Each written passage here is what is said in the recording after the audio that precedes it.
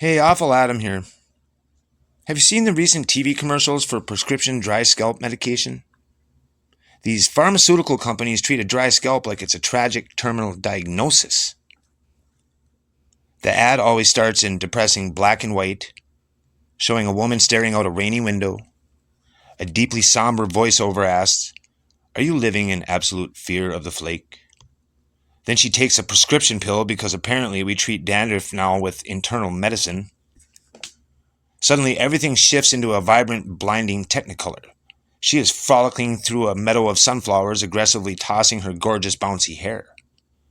Because nothing says healed skin like sprinting through a heavy pollen field while a camera crew films your roots. Then comes the absolute best part of every medical commercial, the casual list of side effects. It transitions from a joyful, upbeat ukulele track to listing horrific medical disasters. The narrator smiles through the audio while saying, "Side effects of Scalpomax may include mild nausea, spontaneous tooth loss, and permanent blindness. Do not take Scalpomax if you are allergic to oxygen or have a family history of spontaneous exploding." Think about that trade-off for a quick moment. Your scalp is no longer itchy, but you are now blind, toothless, and running from combustion. Shit. At least you'll look fantastic lying in the intensive care unit with absolutely zero dandruff on your gown.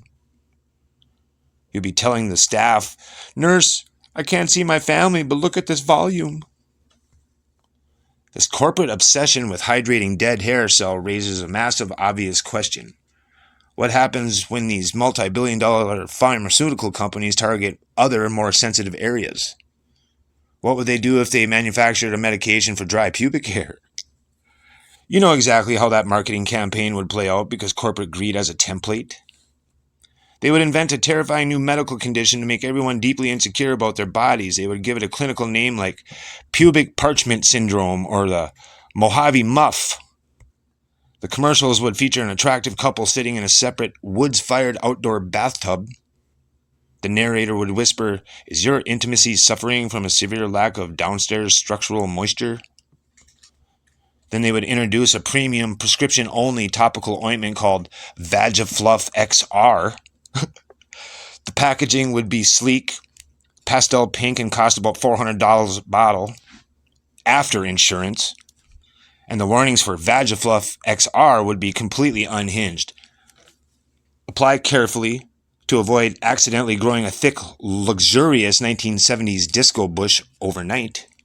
Expect warnings about sudden, uncontrollable friction fires during brisk walking or light jogging.